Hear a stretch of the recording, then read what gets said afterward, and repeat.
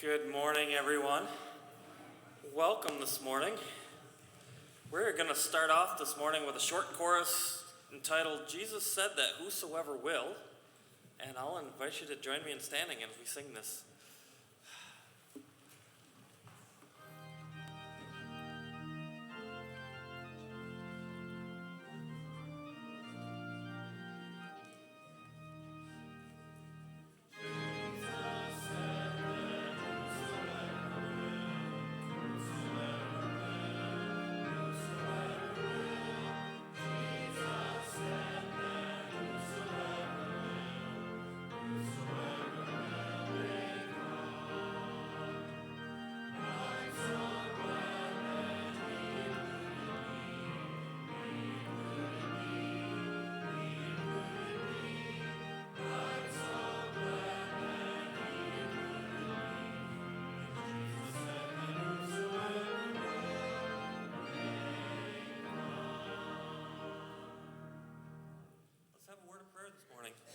Lord, we're thankful to be able to gather into your house this morning. We're thankful for the word that you've given us, and we're thankful for the promises that you've given us.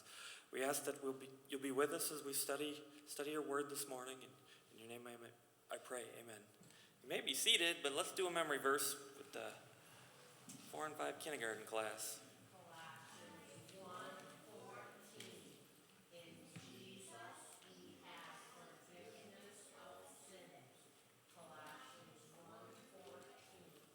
Good. Alan Sally's class. Ready? Psalm 119:66. Teach me good judgment and knowledge, for I believe in your commandments. Psalm 119:66. Good. 4th, 5th, and 6th.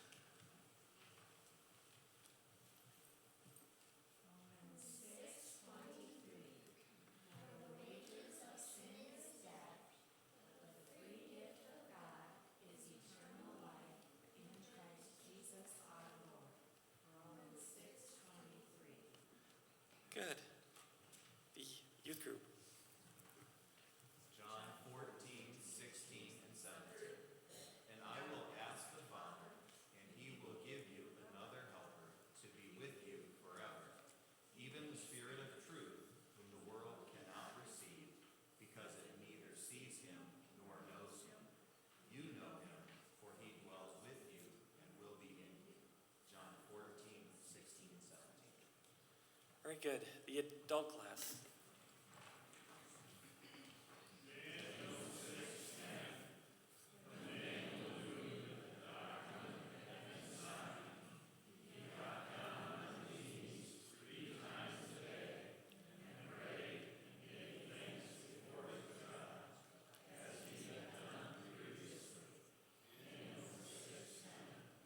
Good. I'll invite the other classes to join you in standing, and they can be dismissed as we do this short chorus one more time.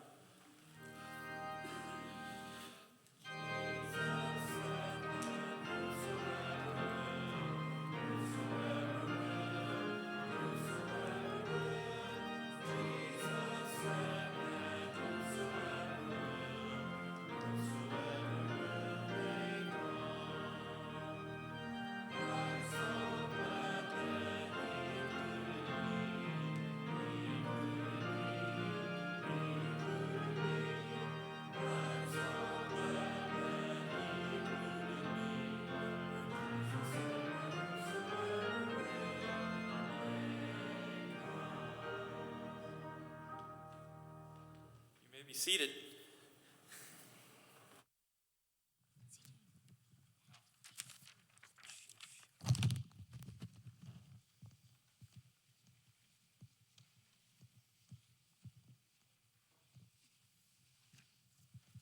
Does anybody need questions from last week, or that I handed out last week?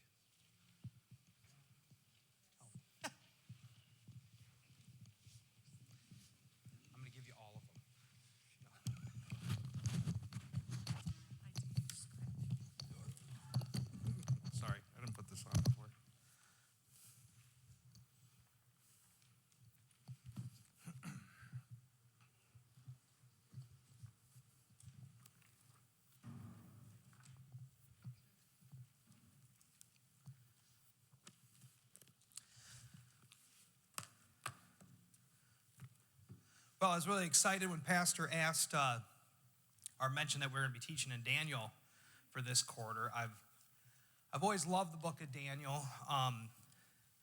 multiple reasons.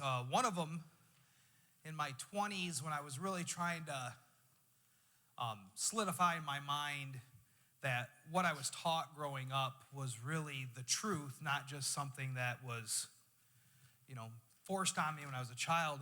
In the studying of the history of the book of Daniel, and in looking at the prophecies that were told and the accuracy of them, and in looking how old they had copies of the actual book of Daniel, just solidified that this is God's word. It couldn't be anything but that.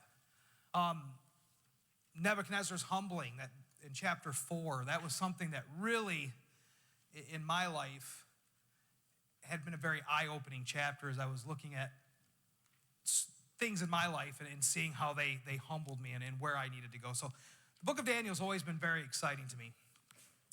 Now, what would you say is the overall theme of the book of Daniel? If you had to sum it up in a little summary statement, what do you think that would be? Anybody? Yes, Joe.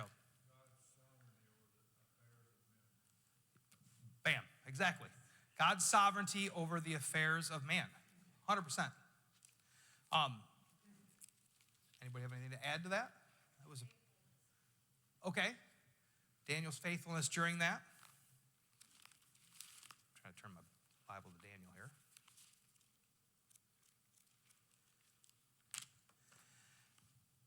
Now, we're going to be going over Daniel 6, which is a pretty familiar chapter. Daniel in the lion's den, right? When people talk about Daniel, it's like the phrase you hear right after it, Daniel in the lion's den. And it's taught in kids' Sunday school and vacation Bible schools. And it's a story that you just kind of hear all the time, enough that as we become seasoned Christians, we tend to overlook these kind of stories, right? Just like Zacchaeus, that's a story we overlook. They talk about that in Sunday school. Shadrach, Meshach, and Abednego is another one. There's a lot of rich doctrinal truth and a strong lesson that we can get from these stories, even if they are the stories that we associate with the type of Sunday school stories we teach to kids. I would like to focus on this lesson, on how this kind of plays out in that overall theme for the book of Daniel. See how this kind of fits into that. I know a lot of lessons on this chapter focus on Daniel and his willingness to pray, even though at that moment it was illegal.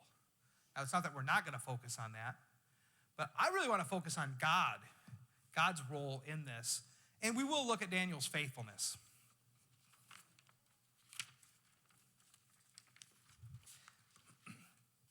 Now, my dad said something once, and so far, every time I've said that in Sunday school class, my dad tells me afterwards, I don't remember saying that.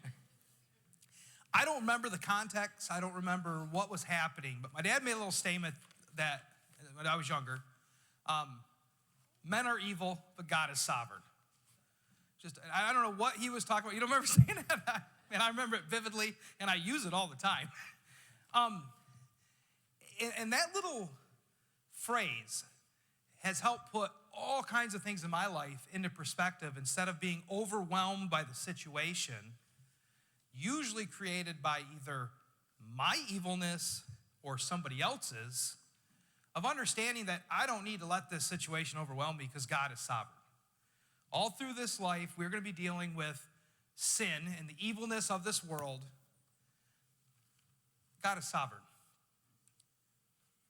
Take a deep breath. Stay faithful. And we see Daniel doing that. I had an instance at my previous job where I had a director of our training that for some reason, man, he didn't like me. I don't know what it was, but I couldn't do anything right in this guy's eyes. Everything would get twisted. We were on the other sides of a state from each other, so we never really seen each other. It was all, interpreting tones and emails. And it just seemed like every time I turned around for like 2 years, this guy was out to get me in trouble. And it was overwhelming. It completely it overwhelmed my day-to-day life. And it was that little statement, and not to say that this guy was 100% evil, but just that God is sovereign. This is all going to work out. It doesn't need to dominate all of your thoughts all the time, this situation, due to the evilness of men, because God is sovereign. And I think that's something that could help all of us. I think in this time in particular, does it not feel like we are in an era in history where evil is dominating and rising fast? What should we all remember? God is sovereign. Yeah. I think we can look at what we've been studying in the book of Daniel so far. What does Daniel went through? He's a young man. It's around 604, 605 BC. He's living in the country of Israel, Jerusalem, God's covenant people. He's probably somewhere in the, whether he's in the actual royal line or if he in royalty, but he's in the center of the nobles in Jerusalem. And what is the country of Israel like at this moment in history? What's that? Evil. Yeah, far surpassing America at the moment. Evil enough that God had been warning for years and years and years and years what he was going to do if they remained evil. And up comes the evilest of evil people, Nebuchadnezzar, sacks the city, grabs Daniel. We don't know how old he was. We assume he was, past the age of 12, past the age of responsibility. He was probably a young man, let's say 12 to 18. And him, the other young men are drugged to Babylon, which is the center of all evil and filth and idol worship. And now he's just immersed into this new society that's completely unclean compared to the way of the Israelites, the Jewish people, this covenant people that God had set up. This was a totally different lifestyle. And now he is immersed in this evil. And what do we see in each of the chapters we looked at with Daniel and his friends of how they respond to that? Now, we're not there day to day with them. We don't know what they talked about. But what do their actions tell us about what was dominating their mindset during this time? God is sovereign. They are faithful, right? Again, we don't know what their day-to-day thoughts were. I'm sure amongst themselves and amongst others, they were complaining. I'm sure they had fears. I'm sure they stayed up at night. And we can even see it from Daniel when we see some of his prayers later on in the book, where a real concern for being able to get back to Jerusalem. I mean, it wasn't that they were just laissez-faire, God's sovereign, it'll all just happen. No, it wasn't that at all. But they were faithful because God was sovereign. Matter of fact, it was God's sovereignty that put Daniel and his companions in Babylon, right? He told years and years before that that's what he was going to do, and he was going to use Babylon to do it. And he did, just like he said he was going to do. So throughout this, we're going to really focus on that. Men are evil, but God is sovereign. Now, Daniel, for 66 years, has been in Babylon. As of right now, we're somewhere in 539 to 542-ish BC. So he's been there right around 66 years. So if he was anywhere from 12 to 18, we're looking at a guy that's in his 80s right now. He's in his 80s. He's unbelievably faithful to God that we've seen portrayed so far. We're going to see again in this chapter. But how is he perceived in all these chapters to date by his peers?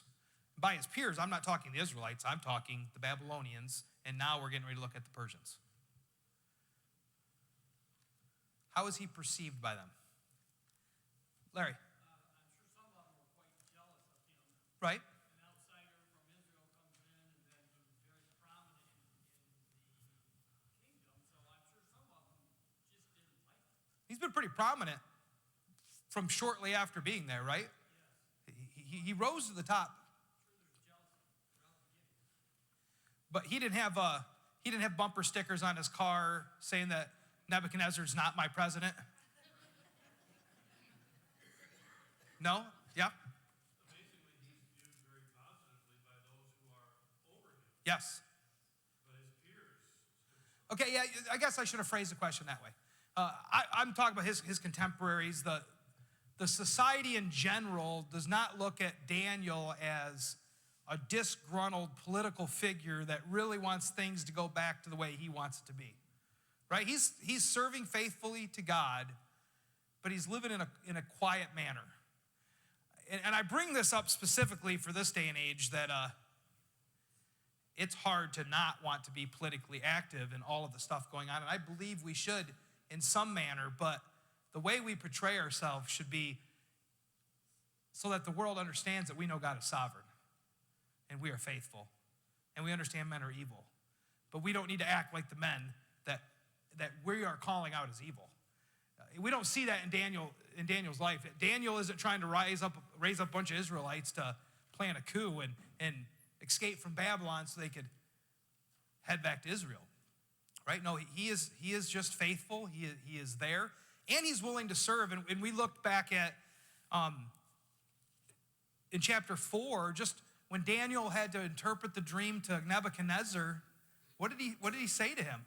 Oh, if this was for your enemies and not you. You saw an actual, I'd say, love for this man that was a very evil man. If you study the history of Nebuchadnezzar, he was a very, very evil man. But Daniel had a love for him and was willing to serve him as a superior.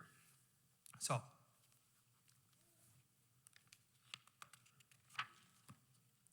let's go to Daniel chapter 6.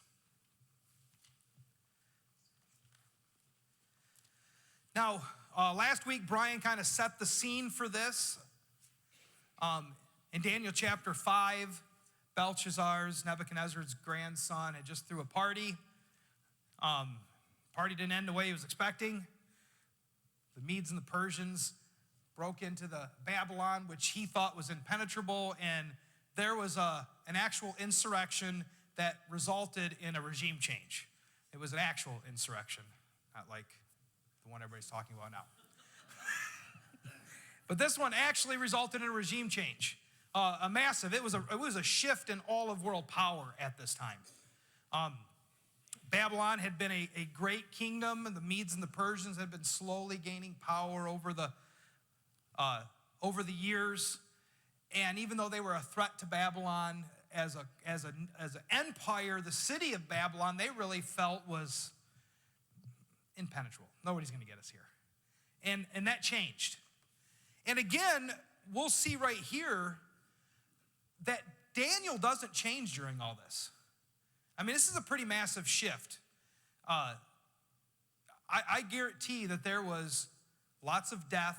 I guarantee there was lots of people who had power who no longer are in power. It was a complete regime change.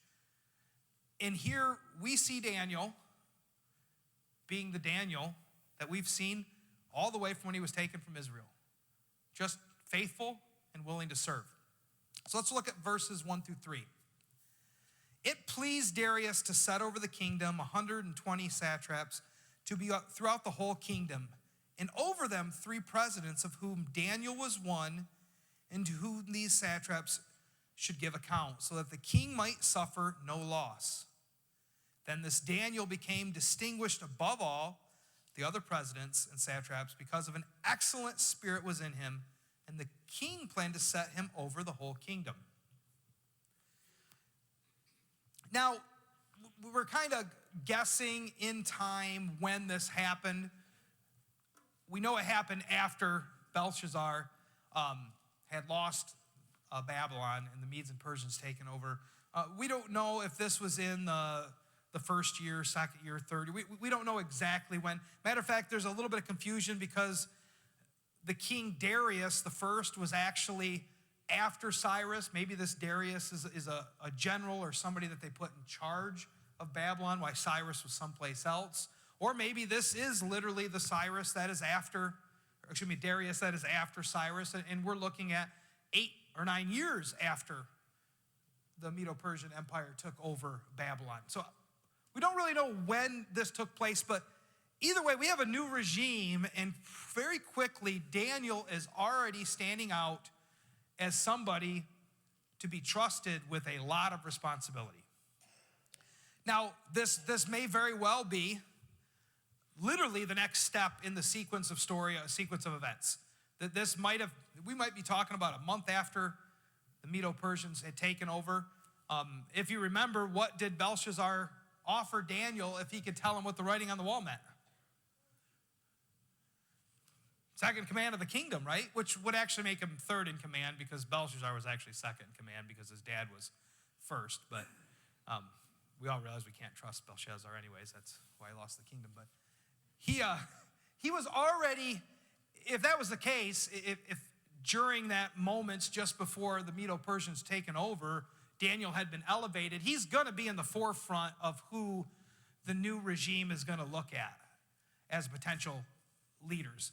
They didn't come in and take over and then wipe out every single person that was around, because as it says here in verse 3, so that the king may suffer no loss. So if you're taking over a new regime, you need to make sure things can still function and run smooth. I mean, we're talking massive amounts of people, massive amounts of wealth. So they are going to look for the people that were serving faithfully before. Daniel's in the top 3 right out of the get-go. And what does the scripture say was the reason that Darius wanted to elevate him above the other 2?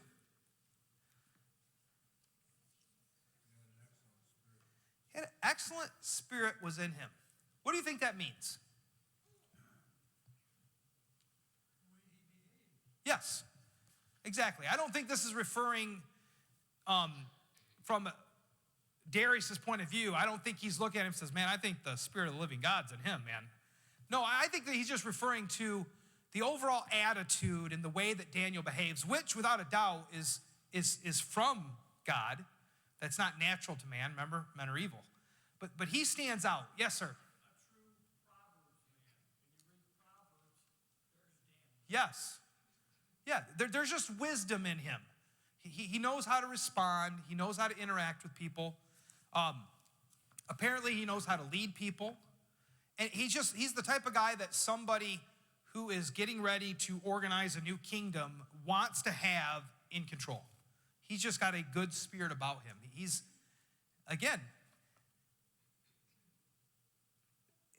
not a rebel rouser upset with this new regime change.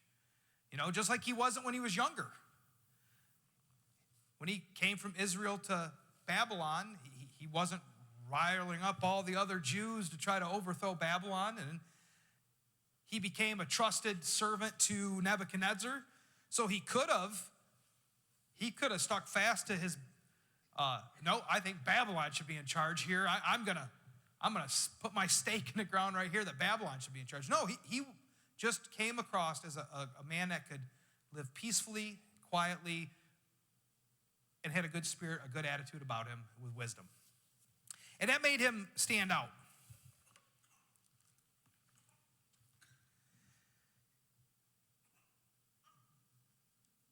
And then it said, and the king planned to set him over the whole kingdom. Your first question on your sheet says, why is a person with a good testimony often attractive to an employer? What did some of you guys put? Marilyn. Yeah? Yeah? Yeah?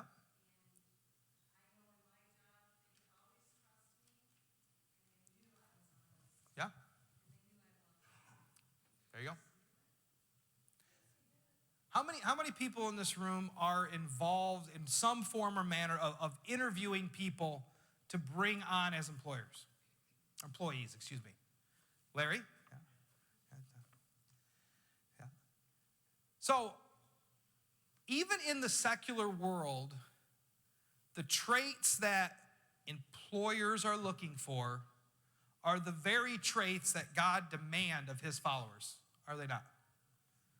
Everything that she just said, honesty, humility, selflessness, work ethic, all of those are exactly what everybody is looking for in an employee.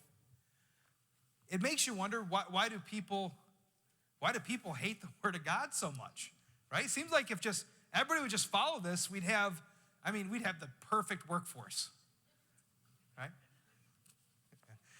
Well, because men are wicked and evil. God is sovereign.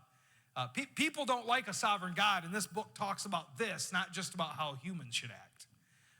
But when it comes down to it, a person who is, I like what Larry put, a Proverbs man, the type of man that has read the book of Proverbs and applies that is the type of person that not just employers, but it's the type of person that the world respects. Without a doubt. Nobody likes a ruler or an employee or a boss or anybody that's focused on themselves, want to elevate themselves, that is dishonest, has no work ethic, cares about nobody. I mean, nobody likes that person, right? I mean, we celebrate a lot of them when they're on TV, but none of us like them, really. Yes, sir. I was just going to think, both in my experience in the military and working in state government, the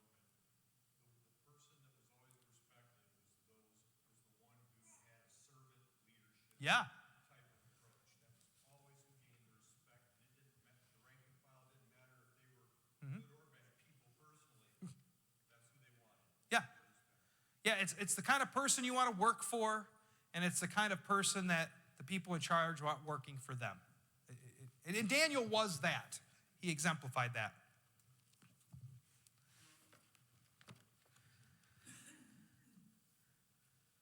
Let's go on to verses 4 through 5. Then the presidents and the satraps sought to find a ground for complaint against Daniel with regard to the kingdom. But they could find no ground for complaining or any fault, because he was faithful and no error or fault was found in him.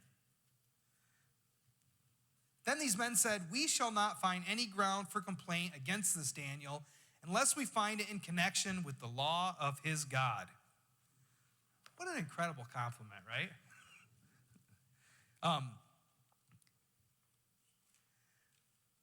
Your second question on your page says, what word in these verses describes why Daniel's rivals could not find a fault in him? What word describing Daniel? Faithful. Faithful. And what a great thing to be called, right? Wouldn't you love it if your peers and your coworkers, if they had one word to describe you, if the word they picked was faithful?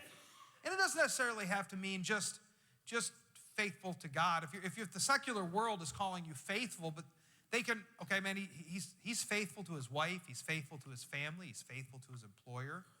This is a person that you can just count on. And on top of that, if they're looking for a way to get you in trouble, and the only thing they can think of is when it comes to the law of your God, again, that just adds to the compliment.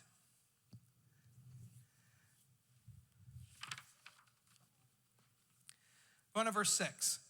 Then these presidents and satraps came by agreement to the king and said to him, "O King Darius, live forever."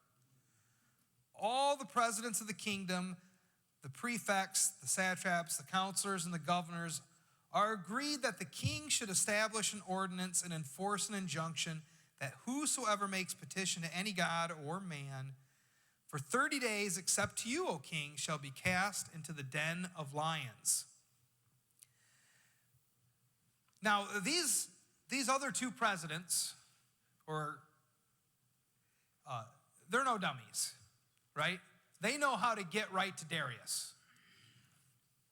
Does anybody know, some of the names that the Medes and Persians had for their kings. If you go to the tomb of Cyrus, Darius the First, some other guy that was in between him, he was only king for like a month or two. On their tombs, here's a list of the titles that they give them. King of Persia, King of Mede, King of the world, King of kings, mighty kings, King of the four corners of the world, King of the universe. These guys all have inferiority complexes, bad. Very bad. So, when these presidents are trying to connive a way in to overthrow Daniel, they go right to the heart of that insecurity of Darius, right? I mean, they answer him, "Oh, King Darius, live forever." I mean, that's a standard thing that you'd say in the presence of a king. We see Daniel do that. It's not, they're doing it out of flattery, but they know how to get right to this guy. You know what he would really like? He would like everybody to pray to him. This is how we get him. And what they offered this insecure man was he could be God for a month. We got this deal for you, king. If you just sign this, you can be God for a month. And it just goes to show that his theology is really screwed up. If he can think for a second that just because he signs a law, he's now God for a month, but it appeals to him. And so he goes right along with it. Now, these two other presidents, this is question number 5 on your sheet. They reveal the true nature of their heart by lying to the king. How do you think they would have treated each other if they had succeeded in disposing of Daniel? Yeah, I mean, if a sneaky liar is a sneaky liar, even if he's your partner now, he's going to be out to get you in a second. I mean, it was I'm sure they were crafty enough. They were both thinking that of the other person, right? They already kind of think, how am I going to get that guy? But yes. I'm always amazed by a woman who's willing to let a married guy cheat with her. Right. And then she marries him. I know. How is it possible to ever happen again? It's funny you mentioned that, Pastor. I was thinking the same thing as an example in here, and I was going to stay away from that, but thank you for bringing it up. But no, yeah. If somebody is that disloyal, that dishonest, that insecure, that ambitious, that's not going to go away. They're going to keep doing that. The only thing that's going to change them is God, because that is, men are evil, right? That's what we just talked about from the get-go. This is just a demonstration of the evil vileness of man. So for these two guys to trust each other, I hope they weren't that dumb. Of course, they never get to find out. We'll find out in a bit too. Let's see where I left off here. Oh, verse 8. Now it says, "Now, O king, establish an injunction and sign the document so that it cannot be changed according to the law of the Medes and Persians, which cannot be revoked." Now, a little side note on that. The law of the Medes and Persians, they assume that when a king made a law, it was inspired by divinity. So to make sure that they didn't have to call their whichever god it was at the moment, because when I started studying this, each one of these kings had 3 different gods that they worship. Whichever God inspired them to do this, if you went back on it, that's like calling that God a liar, and it's best just to pretend that he didn't make a mistake. So once something was signed into law, that was law. It had to stick. Which again, just played into Darius's God complex. He had no intentions of needing to revoke this. I get to be God for 30 days. How could this go wrong? Verse 9, "Therefore the King Darius signed the document and the injunction."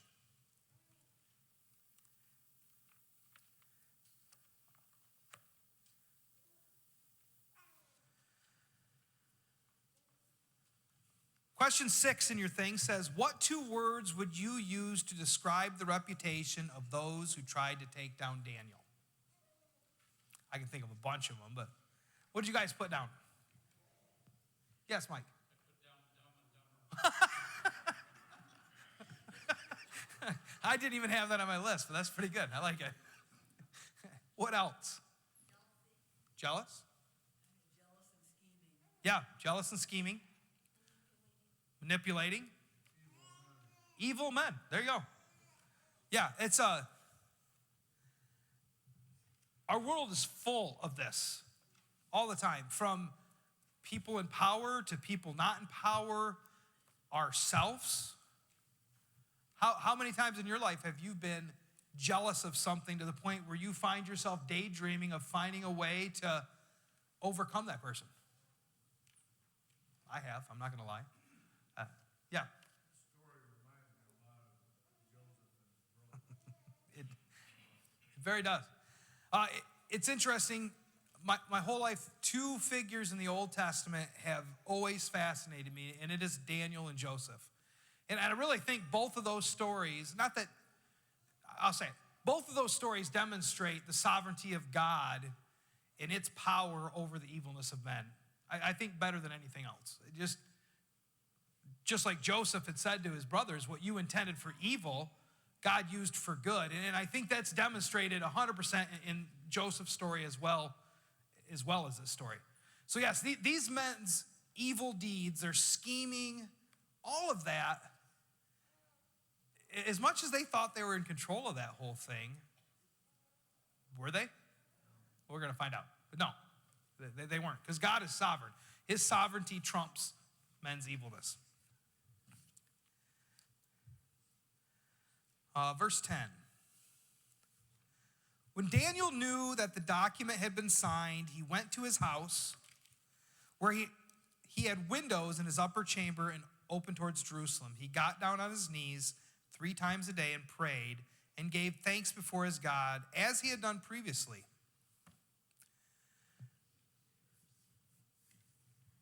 What does that tell you about Daniel right there? What's that? He didn't compromise. He had a higher authority than the document. Okay, very good.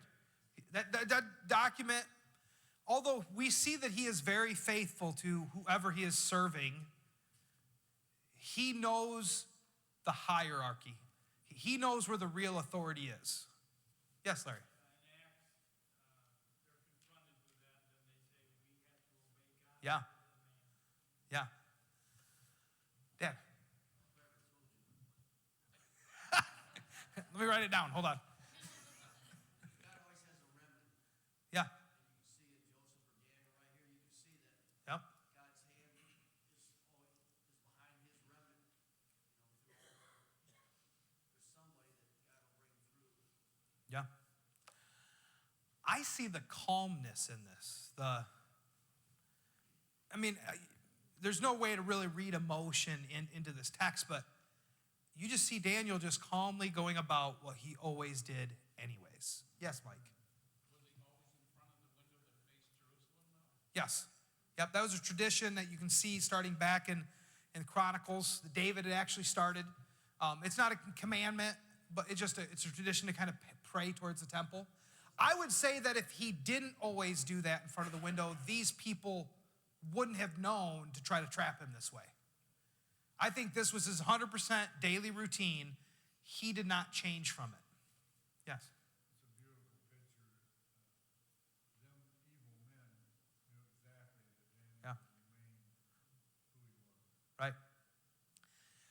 I think that's also important. I'm glad this came up in discussion. When we think about our interaction with our evil culture, it doesn't do a lot of good for us all of a sudden to become activists for something when all of a sudden a new law goes into pass and now we're going to get all righteous. You know what I'm saying? It should be a standard part of our life. It shouldn't be, we shouldn't just be reacting to secular culture. We should just be doing what God's people are supposed to be doing all the time. Living as the men of Proverbs.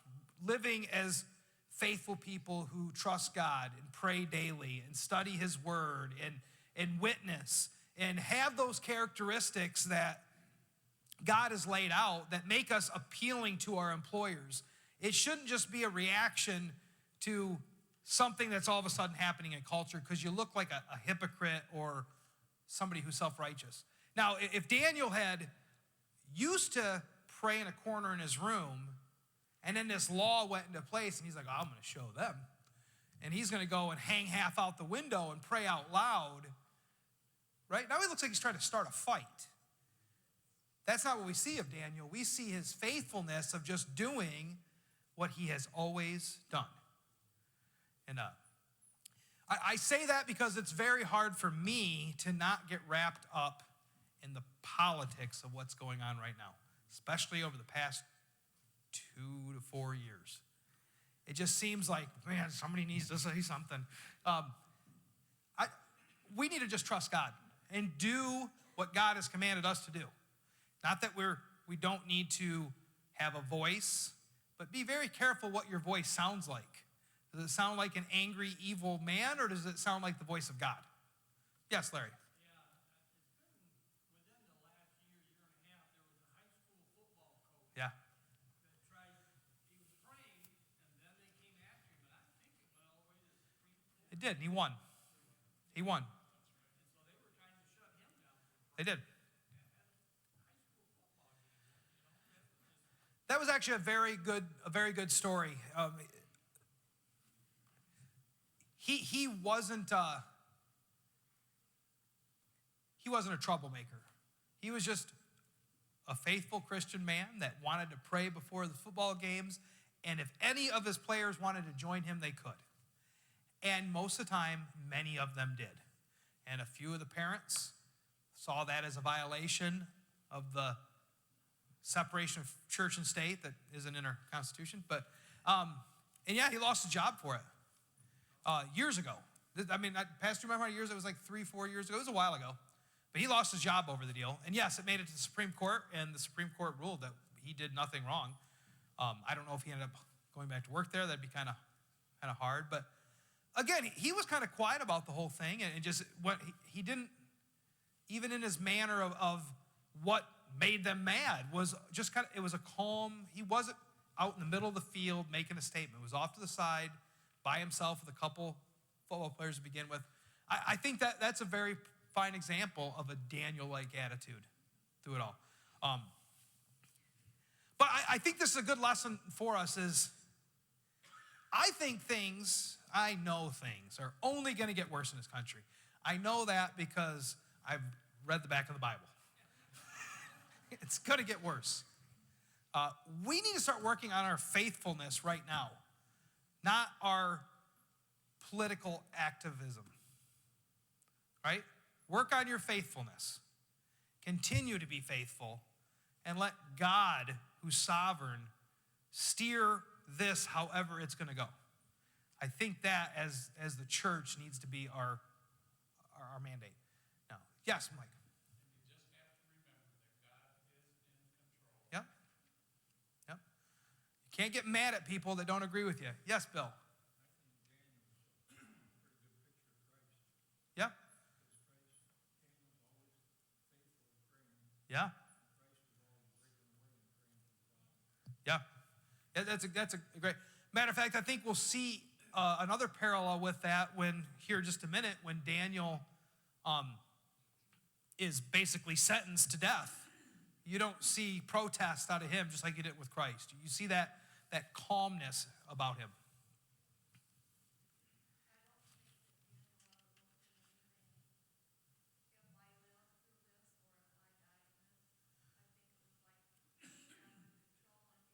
Yeah.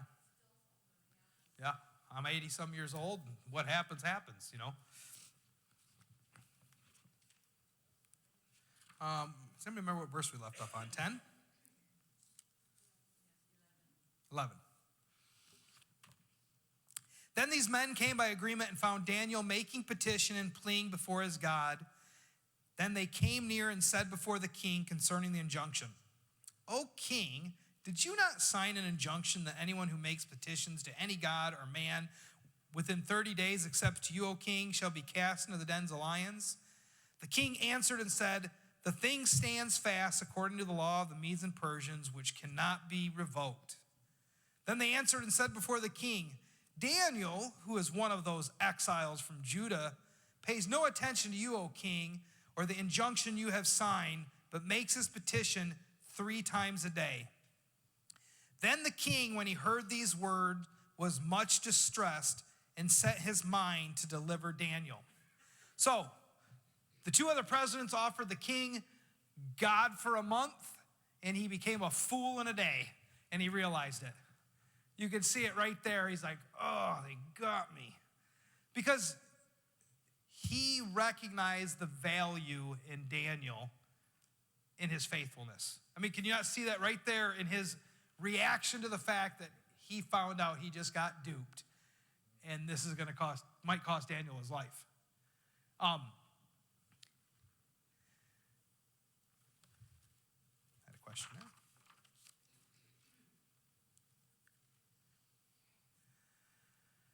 So, how do you suppose the men expected the king to react to hearing that Daniel had broken his law? What do you think they expected from him? Anger, right? Just, now the king will realize how worthless this Daniel is. Doesn't even worship the king. Why do you think the king's reaction was what it was?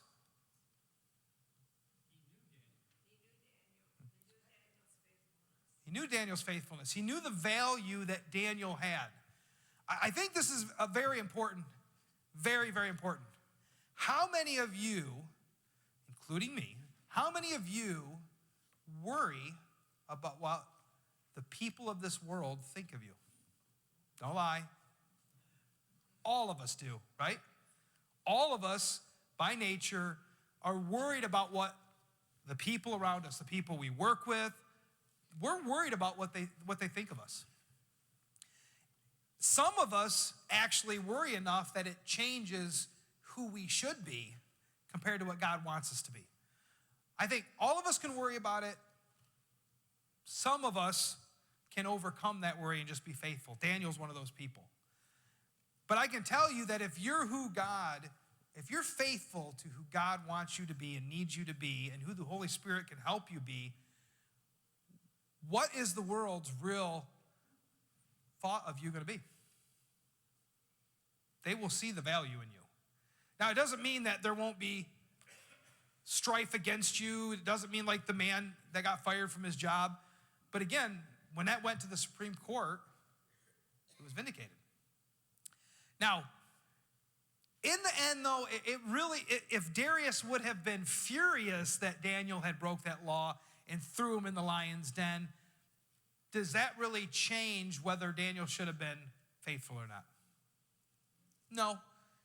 Daniel needed to be faithful. Matter of fact, if we look back at Shadrach, Meshach, and Abednego, when those 3 defied Nebuchadnezzar's order, was Nebuchadnezzar sad? No, he was furious, indignant. His humility in realizing the mistake wasn't until after they came back out. So I think it's important to realize, though, that trust God. Men are evil, but he is sovereign. And you will find that the more you're faithful to just who God needs you to be, the more respected you're going to be everywhere in this world anyways. But if you're not, it doesn't matter because God's the one that's sovereign. But right here with Daniel, Darius saw the value in Daniel. And he realized that he was duped.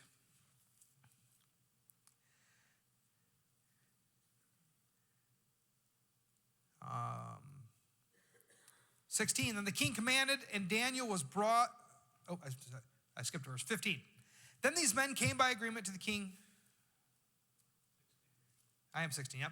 Then the king commanded, and Daniel was brought and cast into the den of lions. The king declared to Daniel, may your God, who you serve continually, deliver you. How did Darius know about Daniel's God that he serves continually?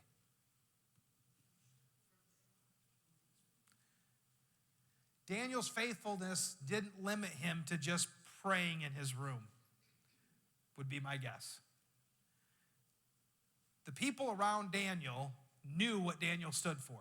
He wasn't embarrassed of it. Otherwise, this king would not have phrased things that way. Your God who you serve continually, I'm positive that at some point in time, Daniel had told Darius about his God. Or Daniel had told enough people around him about his God that that was just the talk about Daniel. They knew who his God was and who he served. Because we see back in his time with Nebuchadnezzar, he was vocal about how he was interpreting the dreams. And people knew where he stood.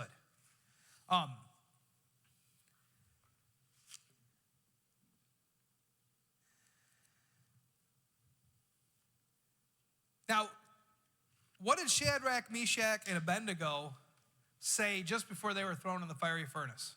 Does anyone remember? Yeah. My God can deliver me, but if he does not, I love that faith that they have in that. I'm sure that was exactly what was going through Daniel's mind as Darius said that to him. May your God whom you serve continually deliver you. But what we don't have here is Daniel protesting at all. I was in my own room. I should be able to do what I want. This is a free country. I'm taking you to the Supreme Court. No, if God's going to deliver me, he's going to deliver me. If not, I'm 80 some years old, and if lions want to eat me, good for them. You know, you don't see any protest. Just like when Bill has mentioned that he's very much like Christ with his prayer. He's also in his, like a lamb going to slaughter. He's not going to shout out a bunch of excuses. God is in control. He's not going to try to fix it by pleading. It says, and the stone was brought and laid on the mouth of the den, and the king sealed it with his own signet and the signet of his lords, that nothing might be charged concerning Daniel. Then the king went to his palace and spent the night fasting. No diversions were brought to him, and sleep fled from him. This really troubled Darius. What I don't like is how they switch from the scene of the lion's den, where I'm really curious what's going to happen, over to the king's palace. I could care less about the king's palace right now. This is like somebody who doesn't know how to make a movie. Yeah. Then at the break of day, the king arose and went in haste to the den of the lions. And as he came near to the den where Daniel was, he cried out in a tone of anguish. The king declared to Daniel, O Daniel, servant of the living God, has your God, whom you serve continually, been able to deliver you from the lions? Then Daniel said to the king, O king, live forever. My God sent his angel and shut the lion's mouth, and they have not harmed me, because I was found blameless before him. Now, I find it interesting that Daniel, even though King Darius has just been duped by these two other presidents and forced to throw Daniel into a lion's den, Daniel still answers him with the utmost respect, right? Oh, king, live forever. You don't think so? You think there's sarcasm in that? Well, when I see the very end of it, I question that. I have been found innocent before him, and also towards you, O king. I have committed no crime. Right? So, I don't know. I've been a little jab there at King Darius. Yeah. Possibly. I see it as in his response to him that way, because if Daniel didn't want to be reverent to him, I think he wouldn't have. Think about when he was with Belshazzar. And Belshazzar's like, you know, if you can tell me the meaning of this, I'll give you my robe and the ring. And what's Daniel say? Keep your gifts. There's no reverence in his, oh, king, live forever. I don't want your gifts. No, it's like, keep your gifts. You know, so I think if he didn't want to be reverent, I think he would have not been reverent. I think he kind of buttered it up like a peanut butter sandwich. When you discipline someone, you give it to them. A compliment sandwich. Yeah. I tell my employees that all the time. If you got to say some bad news to somebody, put it in the center of a compliment sandwich. Yeah. So, but Daniel still he's not resentful, is what I was trying to get at. Yeah. I think he's just declaring his innocence. He was. Not attacking King Darius. Yep, it was just God saved me because I am innocent. And I went in here 100% knowing I was innocent. And whatever happened to me, happened to me. We're running out of time. Do I have a couple guys that can pass out the next week's questions before I forget? Maybe the lions just weren't hungry. Yeah, either that, maybe Daniel tucked himself into a corner somewhere. Yeah, maybe he was too old and skinny and the lions weren't interested. Liberal commentators spent a lot of time trying to talk about how Daniel made it through that without it being supernatural. But thankfully, God knew, because he's sovereign, that these commentators were going to say that. And that brings us to the next couple verses. Then the king was exceedingly glad and commanded that Daniel be taken up out of the den. So Daniel was taken up out of the den, and no kind of harm was found on him because he had trusted in his God. And the king commanded, and those men who had maliciously accused Daniel were brought and cast into the den of lions. They, their children, their wives, and before they reached the bottom of the den, the lions overpowered them and broke all of their bones in pieces. So no, they weren't just old, unhungry lions. And they must have been a lot of them in there, right? This wasn't two lions pacing around Daniel and an angel like we see in the old paintings. If they were able to devour and crush that many people that fast, this was a whole hive of lions. Actually, is it a pride? A pride is what they call it. Hive is bees, but whole pride of lions. So it just shows the supernatural salvation that Daniel had in that den. Finally, the king Darius wrote to all the people, nations, and languages that dwelt in all the earth, peace be multiplied to you. I make a decree that in all my royal dominion, people are to tremble and fear before the God of Daniel. For he is the living God, enduring forever. His kingdom shall never be destroyed, and his dominion shall be to the end. He delivers and rescues. He works signs and wonders in heaven and on earth. He who has saved Daniel from the power of the lions. So this Daniel prospered during the reign of Darius and the reign of Cyrus the Persian.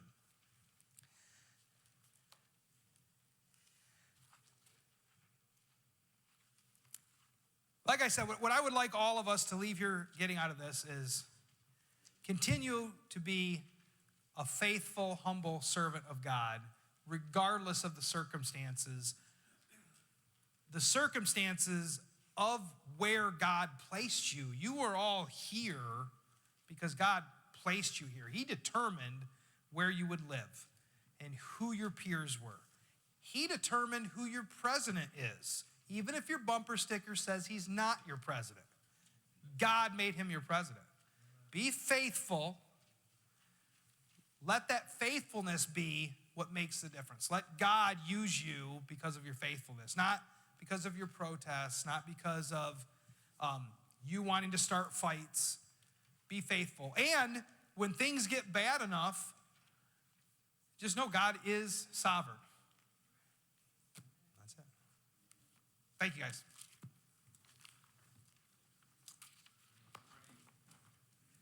What's that? Yeah.